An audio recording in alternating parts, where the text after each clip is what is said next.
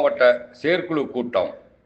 திண்டுக்கல் கிழக்கு மற்றும் மேற்கு மாவட்டத்தின் சார்பாக செயற்குழு கூட்டம் திண்டுக்கல் கலைஞர் மாளிகையில் கழக துணை பொதுச் செயலாளர், ஊரக வளர்ச்சித்துறை அமைச்சர் ஐ. பெரியசாமி மற்றும் திண்டுக்கல் மேற்கு மாவட்ட கழக செயலாளர், உணவு மற்றும் உணவுப் பொருள் வழங்கல் துறை அமைச்சர் ரா. சக்கரபாணி ஆகியோர் தலைமையில் நடைபெற்றது. கூட்டத்தில் அமைச்சர் ஐ. பெரியசாமி கலந்து கொண்டு நிர்வாகிகளுக்கு ஆலோசனைகளை வழங்கினார். அமைச்சர் சக்கரபாணி, மாவட்ட செயலாளர் பழனி, சட்டமன்ற உறுப்பினருமான ஐ. பி. செந்தில்குமார் சிறப்புரையாற்றினார். திண்டுக்கல் கிழக்கு மாவட்ட கழக அவைத்தலைவர் காமாட்சி, மேற்கு மாவட்ட கழக அவைத்தலைவர் மோகன் ஆகியோர் முன்னிலை வகித்தனர்.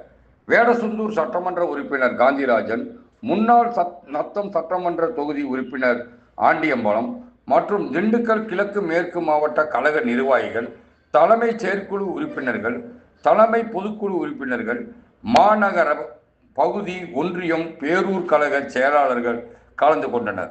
கூட்டத்தில் கிராமப்புறங்களில் 100 நாள் வேலைவாய்ப்பு திட்டத்தை ஒழிக்கும் ஒன்றிய அரசை கண்டித்து வருகின்ற டிசம்பர் 24 ஒன்றிய பகுதியில் நடைபெறும் கண்டன ஆர்ப்பாட்டம் கழக நிர்வாகிகள், தொண்டர்கள், பொதுமக்கள் கலந்து கொள்வதென முடிவு செய்யப்பட்டது. தமிழ்நாடு முதலமைச்சர் வருகின்ற ஜனவரி 7 திண்டுக்கல் வருவதையொட்டி மாவட்ட எல்லை பாண்டியராஜபுரத்தில் மாவட்ட கழகத்தின் சார்பில் சிறப்பான வரவேற்பு அளிப்பது என கூட்டத்தில் தீர்மானம் நிறைவேற்றப்பட்டது. பிற அலுவலர்களோடு